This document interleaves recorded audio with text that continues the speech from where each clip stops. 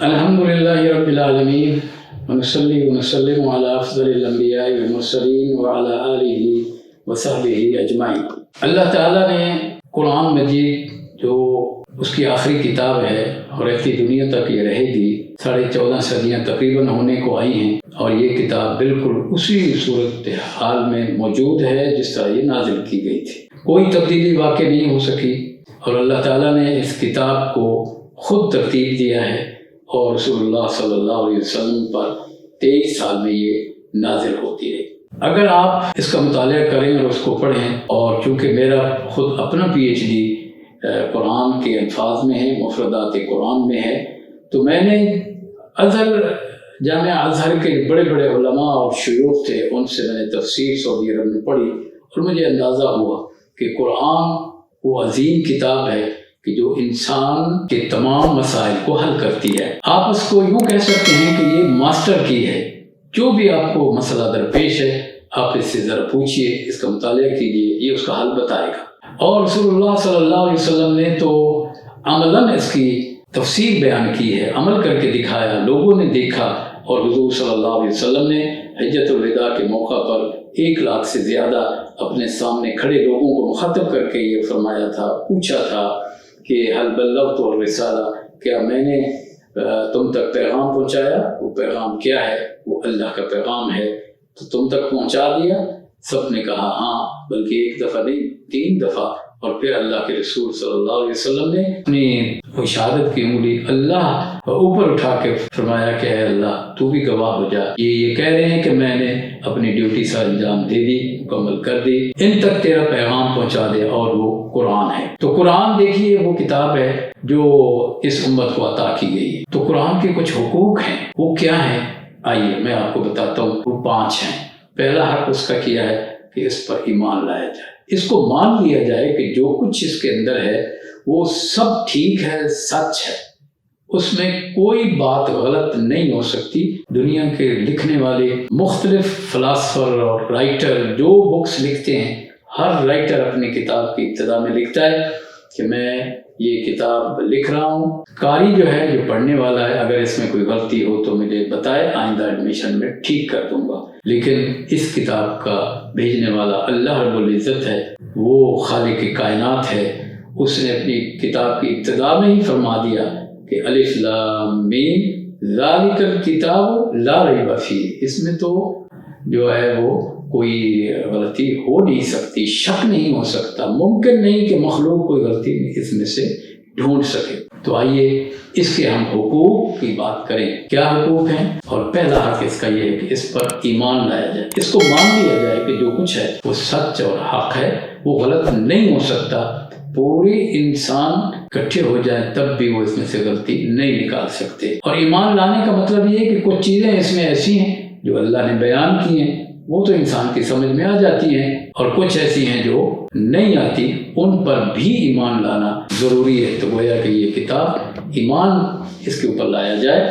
دیکھیے اللہ تعالیٰ نے ہدایت ہے، اور پہلی شرط یہ بتائی کہ جو لوگ اس کتاب سے ہدایت لینا چاہتے ہیں ان کے اندر 6 کوالٹیز ہونی چاہیے، 6 شرائط ہونی چاہیے۔ یہ کتاب ہدایت کا دروازہ ان لوگوں کے لیے کھولتی ہے جن کے اندر یہ شرائط ہونی چاہیے۔ اور آگے فرمایا الذین یؤمنون بالغیب، جو غیب پر ایمان لاتے ہیں، جو اندیکھی چیزوں، اندیکھی حقیقتوں کو لیکن قرآن نے بیان کیا، اللہ نے بیان کیا، ان کو مان لیتے ہیں، ان کی سمجھ میں آئے یا نہ آئے۔ تو اس لیے اس کتاب پر ایمان لانا ضروری ہے۔ دوسرا اس کا حق یہ ہے کہ اس کو صحیح پڑھا جائے، اس کی تلاوت کی جائے، اور اس کا حق ادا کیا جائے۔ یہ بار بار قرآن میں بھی بتایا گیا ہے کہ قرآن کو پڑھو اور ترتیل کے ساتھ پڑھو، اس کا حقوق ادا کرو اور تلاوت کا حق ادا کرو۔ تو یہ دوسرا جو ہے اس کا حق ہے، اور یہ ادا کرنا چاہیے۔ ترتیل کے ساتھ پڑھنا یہ واجب ہے، اور میری اس کے اوپر کہ قرآن کیسے صحیح پڑھا جائے، اس کے اوپر جو میری ویڈیوز ہیں آپ اس کو سنیے، دیکھیے۔ بہت ہی آسان طریقے سے 3 میں نے اصول بیان کیے ہیں جو بہت ہی آسان ہیں، آپ بھی اچھا قرآن پڑھنا سیکھ سکتے ہیں۔ صحابہ کی تلاوت کی روٹین تو بہت زیادہ تھی، ہمارے جیسے انسان تھے، لیکن انہوں نے اس قرآن کو اپنا اوڑھنا اور بچھونا بنا لیا تھا، اسی کی تلاوت وہ کرتے تھے۔ اور آپ دیکھیے کہ 7 منزلیں ہیں قرآن کی، اگر آپ کسی قرآن کو کھولیں نیچے لکھا ہوتا ہے منزل 1 2 3 4 5 6 7، ہفتے کے بھی 7 دن ہوتے، تو ایک صحابی روزانہ ایک منزل کی تلاوت کرتے تھے۔ ہمارے جیسے انسان، بچے بھی تھے، روزگار بھی کرتے تھے، انہوں نے تو جہاد بھی کیا، انہوں نے تو اللہ کے راستے میں وطن چھوڑ دیا اور دین کو پھیلایا، قرآن کے نظام کو انہوں نے زمین پر نافذ کر دیا۔ اور ایک وقت آیا کہ 2 سپر پاور کو ان لوگوں نے انہوں نے ڈیمیج کر دیا، رومن امپائر کو بھی اور ایرانین کو، ایک ہی وقت میں۔ تو یہ اس قرآن کی برکت سے یہ سارا کچھ ہو گیا، اس لیے کہ وہ اس قرآن کو سمجھے تھے۔ قرآن کا تیسرا حق یہ ہے کہ اس کا معنی سمجھا جائے، صرف ثواب کی حد تک نہ پڑھا جائے، کوئی شک نہیں، پڑھنا، اس کے ایک حرف پڑھنے پہ 10 نیکیاں ملتی ہیں، اور 3,22,000 یا 26,000 حروف ہیں، وہی اگر ایک دفعہ آدمی پڑھ لے تو اس کو کتنا ثواب ملے گا۔ لیکن اصل یہ کتاب عمل کی کتاب ہے، اور عمل سے زندگی بنتی ہے، اور جو لوگ اس کتاب پر عمل کرتے ہیں یہ کتاب ان کو دنیا میں بھی اور آخرت میں بھی کامیابی سے دوچار کرتی ہے، کامیابی کی ضامن ہے۔ تو اس کا جو تیسرا حق ہے وہ ہے کہ اس کو سمجھا جائے، اس کو سمجھا جائے، اس کا معانی سمجھے جائیں، اس کے الفاظ کو سمجھا جائے کہ ان کے کیا معانی ہیں، اور جب تلاوت کی جائے تو ساتھ ساتھ انسان سمجھ رہا ہو کہ یہ کیا معنی ہے اس کا۔ اب آپ دیکھیں کہ ایک لفظ ہے اقیم الصلاۃ، بار بار آتا ہے، نماز قائم کرو، نماز قائم کرو، نماز کیسے قائم کریں؟ اس کے اندر قرآن میں تو اس کی تفصیلات نہیں ہیں، لیکن اس کی تشریح اللہ کے نبی صلی اللہ علیہ وسلم نے کی ہے۔ تو اس کا جو تیسرا حق ہے وہ یہی ہے کہ اس کو، اس کے الفاظ کو، اس کو سمجھا جائے۔ چوتھا حق جو اس کا ہے وہ یہ ہے کہ اس کے اوپر پھر عمل کیا جائے۔ اگر اس کے اوپر عمل نہ کیا جائے تو یہ کتاب سمجھ ہی نہیں آتی۔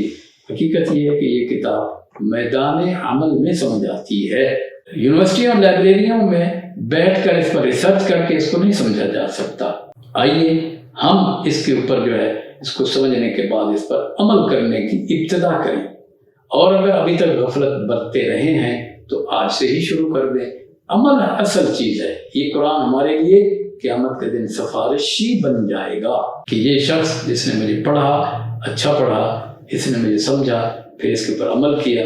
اور دیکھیے اس کا جو 5واں اور آخری حق ہے وہ کیا ہے؟ وہ یہ ہے کہ اس کے میسج کو، اس کی دعوت کو آپ دنیا والوں تک پہنچائیں، آگے پہنچائیں۔ آپ کو ایک آیت کا سمجھ آ گئی ہے اس کو بھی آگے پہنچائیں، اور اگر آپ کو پورا قرآن سمجھ آ گیا ہے تو پھر اٹھیں اور دنیا تک پہنچائیں۔ اور اس وقت میں اس لحاظ سے کہوں گا کہ وہ دعوت جو آپ دور جا کے ملکوں میں دے سکتے تھے، سفر تھا، ٹکٹ تھی، یہ سارا کچھ، اب تو یہ قرآن اس آپ کی موبائل کی چھوٹی سی سکرین کے اوپر بلینز لوگ انتظار کر رہے ہیں کہ کون ان کو راہ ہدایت پہ لگاتا ہے اور کون ان کو قرآن سمجھاتا ہے۔ تو آئیے ہم مل کے اس کے پیغام کو، اور اس کی نیچر یہ ہے کہ جب آپ اس کے دنیا تک پہنچائیں گے تو اس کے ذریعے سے آپ کو حکومت ملے گی، بادشاہت ملے گی، غلبہ ملے گا، اور اللہ کی زمین ہے اس کے اوپر یہ قرآن اللہ کا پیغام ہے، اس کا نظام ہے، اس کو نافذ کرنے کے لیے ہم جدوجہد کریں۔ اور اس طرح یہ حقوق 5 جو میں نے گنوائے ہیں، یعنی اس پر ایمان لایا جائے، مان لیا جائے جو کچھ اس کے اندر ہماری سمجھ میں آئے یا نہ آئے۔ دوسرا یہ ہے کہ اس کو صحیح پڑھا جائے، اس کی تلاوت ٹھیک کی جائے۔ تیسرا یہ ہے کہ اس کو سمجھا جائے، اس کے معنی کو سمجھا جائے۔ چوتھا یہ ہے کہ اس کے اوپر عمل کیا جائے، عملی زندگی میں نظر آئے۔ اور کیا کسی مفسر نے خوب لکھا ہے کہ اللہ کے رسول صلی اللہ علیہ وسلم نے صحابہ کے دلوں پر یہ قرآن لکھ دیا تھا، وہ چلتے پھرتے قرآن تھے۔ اور اس کا 5واں اور آخری یہ ہے کہ پھر بخیل نہ بنے، اگر اس کی دعوت سمجھ آ گئی، اس پیغام کو سمجھ لیا تو پھر دنیا تک لے جائیں، پہنچائیں، اور پھر قیامت کو یہ قرآن آپ کا اور میرا سفارشی بن جائے گا۔ اللہ تعالیٰ سے دعا ہے کہ وہ قرآن کے یہ جو 5 حقوق ہیں ان کو ادا کرنے کی ہمیں توفیق عطا فرمائے۔ وآخر دعوانا ان الحمد للہ رب العالمین۔